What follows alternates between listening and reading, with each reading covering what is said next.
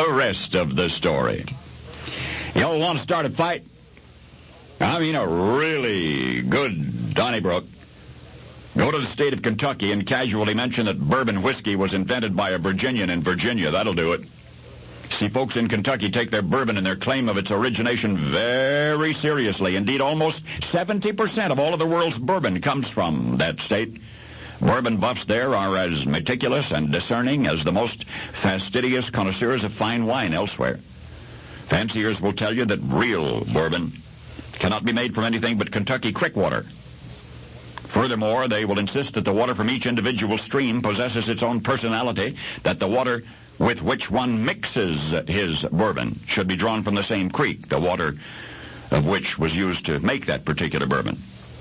Oh, I mean, when it comes to the all-American alcoholic beverage, bourbon whiskey, they are picky in Kentucky, and that's why you just don't tell a Kentuckian that a Virginian invented bourbon in Virginia. Talking bourbon in Kentucky is like talking politics in Washington. You never hear the same story the same way from any two people. No matter what you say, somebody is not going to like it. For example, the name Bourbon, as it relates to whiskey, is derived from Kentucky's Bourbon County, and yet the men most frequently cited as the first distillers of corn whiskey lived and distilled in other counties. Today you'll hear folks in almost every county in the state claiming that their territory is where bourbon was born. And likewise, opinions differ regarding what constitutes true bourbon.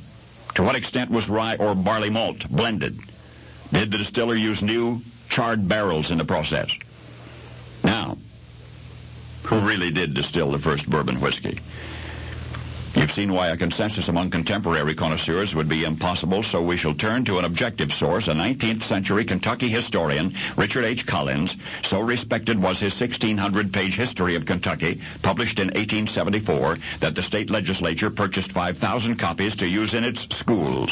Unlike the armchair antiquarians of his day, Collins was universally praised for his historical scrupulousness. And according to Richard H. Collins' History of Kentucky, quote, the first bourbon whiskey was made in 1789 at Georgetown at the Fulling Mill at the Royal Spring. Yes, the owner of that property was distilling corn whiskey then and there, and his name was Elijah Craig. What bourbon buffs of the bluegrass state would prefer to overlook is that prior to 1792, there was no Kentucky. Elijah Craig, born in what was still then the state of Virginia, had moved at the age of 44 to Georgetown, which was also then part of Virginia, and nearby Bourbon County, from which the name Bourbon is derived, was established in 1785 by the Virginia legislature. But this is the rest of the story. Not that bourbon whiskey was originally named after a county in Virginia. Not just that Virginia was the birthplace of bourbon's inventor and of bourbon itself.